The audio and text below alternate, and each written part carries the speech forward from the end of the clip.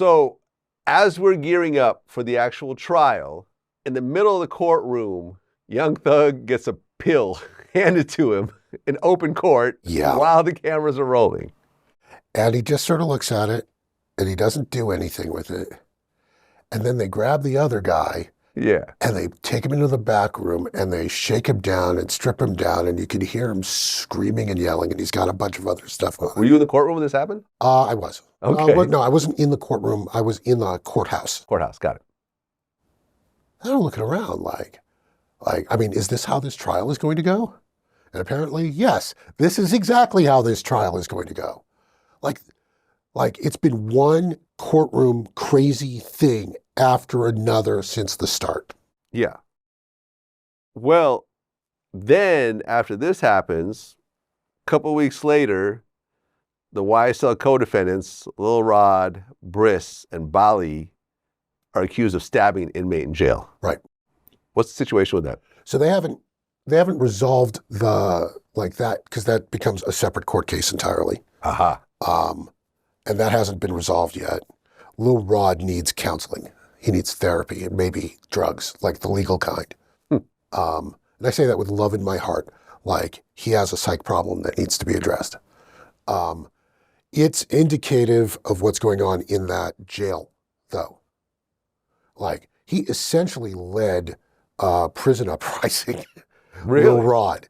Like, when you read the police, the sheriff's report, like, he was coordinating people, got locks popped, like, went after a guy with others. Like, it was a thing. It was a Spartacus thing.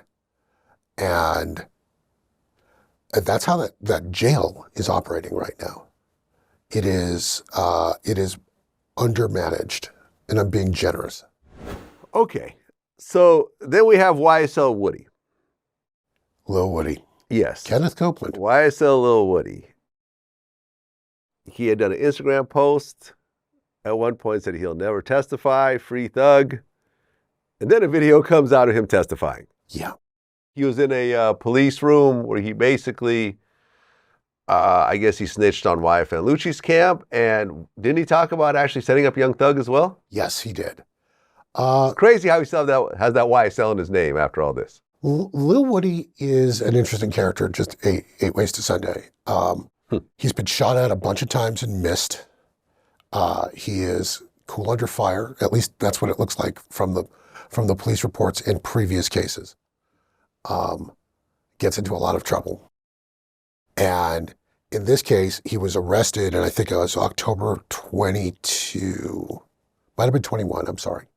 But he was, when this tape was made, on probation, had ammo, gun and an ammo on him. There was a gun in the car. He had a clip in his pocket. It's federal time. And so he's sitting there in that tape, like trying to find some way to get out of this. And it becomes clear as you're watching the tape that he has a relationship. I don't mean like a romantic relationship. I mean like he's been talking regularly to the cop who's in that video, Marissa Viverito, where she's like having this come to Jesus conversation with him. Like, Woody, what are you doing with your life? And he's basically, I don't know what I'm going to do. Get me out of this. Like, unspoken, get me out of this again. And I'll give you Young Thug. Whatever it takes. Because that tape leaked, like the court system started going up and down trying to deal with its computer security stuff, which is a laugh riot given what's going on right now. A hacker got in and has blown the entire court system's computers sky high. Yeah. So they're holding it as hostage basically until some money's paid? So they were, and then they got busted, and then another guy appeared who says he's got it and set Thursday deadline. Last Thursday. Oh, last Thursday.